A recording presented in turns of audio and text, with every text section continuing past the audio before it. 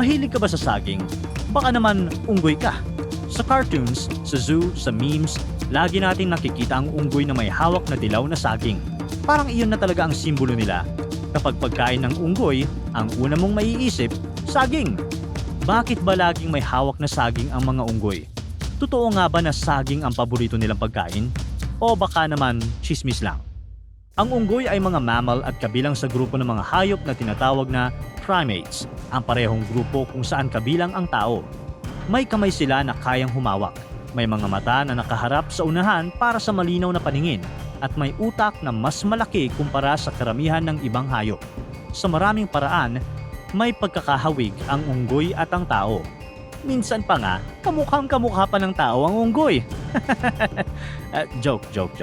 Karamihan sa mga unggoy ay omnivores. Ibig sabihin, kumakain sila ng parehong halaman at maliliit na hayop. May ilang species na mas nakatuon sa prutas at dahon. Pero marami rin ang kumakain ng insekto, itlog ng ibon, at kung minsan ay maliliit na hayop tulad ng butiki o sisiw. Normal ito sa natural diet ng unggoy. Parang tao lang din. Pero syempre, hindi kayang manghuli at kumain ng mas malalaking hayop ang karamihan sa mga unggoy, tulad ng usa o baboy ramo, dahil wala silang matitibay na pangil, matatalim na kuko, o lakas na katulad ng mga predator gaya ng leon o tigre. Kung hahainan man sila ng karne, lalo na kung maliit na piraso, kaya nila itong kainin dahil ang kanilang sistema ng pagtunaw ay kayang magproseso ng protina mula sa hayop. Pero ang katawan nila ay mas angkop sa pag-akyat ng puno, paghanap ng prutas, at pagpuri ng maliliit na hayop. Kaya ang pangunahing pagkain ng maraming unggoy ay prutas, dahon, buto, at insekto. Depende rin ito sa kung anong species sila at kung saan sila nakatira. Kadalasan, ang mga unggoy ay matatagpuan sa mga tropical forests sa Africa, Asia at Central at South America. Dahil dito, ang kinakain nila ay kung ano ang natural na tumutubo o makikita sa kagubatan. At dito pumapasok ang isang napakalaking tanong.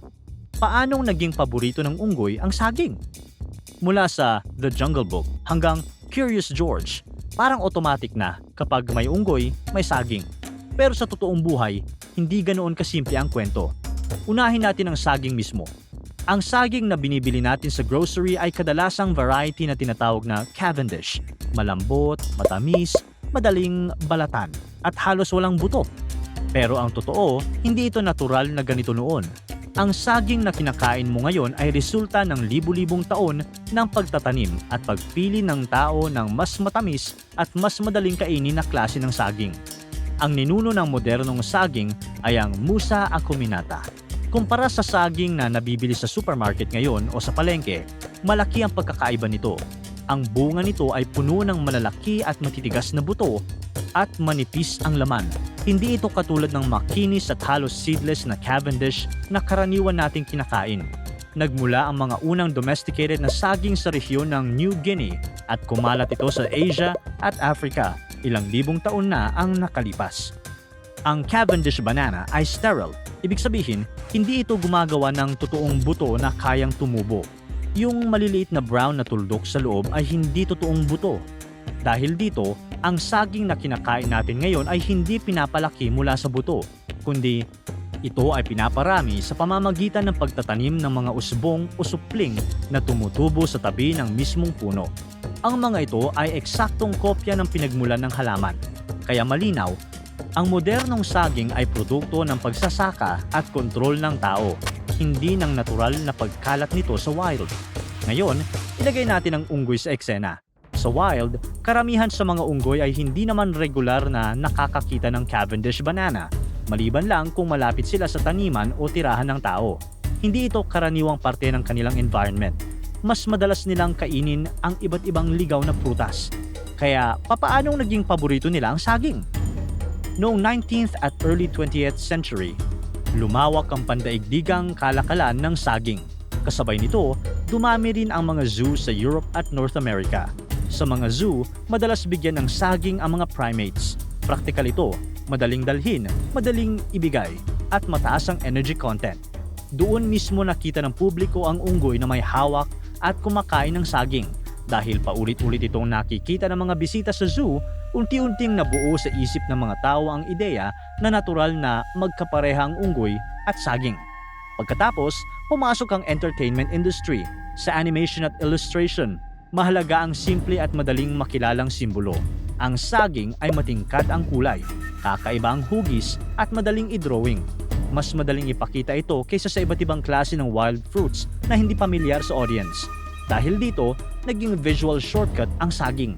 Isang simpleng simbolo na sa isang tingin pa lang, alam mo nang nasa gubat o tropical na lugar ang eksena at ang karakter sa harap mo ay isang unggoy.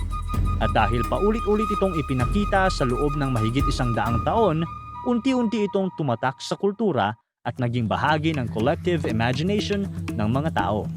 Monkey plus banana equals a happy monkey in a tropical country. Yay! Totoo naman na kakain ng saging ang maraming unggoy kung may makita sila. Tulad ng tao, matamis ito at madaling kainin. Pero ang tanong, masustansya naman kaya ito para sa kanila? Ang sagot ay, oo, pero depende. Ang saging kasi ay mataas sa natural sugar at calories. Mayroon itong potassium, vitamin B6 at vitamin C. Kaya kahit sa tao, maaari itong maging bahagi ng healthy diet. Pero dapat, tama lang, huwag sosobra. Dahil kahit masustansya, mataas naman ang sugar content nito, lalo na ang mga modern variety tulad ng Cavendish. Kaya hindi ito ideal na gawing pangunahing pagkain ng mga unggoy, lalo na sa mga zoo o sanctuaries. Sa katunayan, maraming modern zoos ngayon ang naglilimit ng saging sa diet ng primates. Natuklasan ng mga veterinarian at animal nutrition experts na ang sobrang matatamis na prutas ay maaaring magdulot ng obesity, dental problems at iba pang health issues sa mga unggoy sa captivity. Sa wild kasi, ang mga prutas na kinakain nila ay kadalasang mas mataas sa fiber at mas mababa ang sugar kumpara sa supermarket bananas. Naku, hindi pa naman madalas mag-toothbrush ang mga unggoy. Kaya oo, masarap ang saging para sa mga unggoy. Pero hindi ito dapat gawing pangunahing pagkain nila. Tulad din sa tao, ang sikreto ay balanse. Hindi pwedeng puro matatamis na prutas lang. Ngayon, alam mo na ang saging ay hindi natural na pagkain ng mga unggoy. Pwede nila itong maging paborito, pero hindi rin pwedeng araw-arawin. Kaya kapag naiisip mo ang unggoy na may hawak na saging, hindi lang iyon biology. Iyon ay history, agriculture, at media. At minsan pa nga, barkada mo. Para tuloy-tuloy ang saya at kwentuhan, huwag kalimutan mag-subscribe sa Bubbly YouTube channel at pindutin ang notification bell.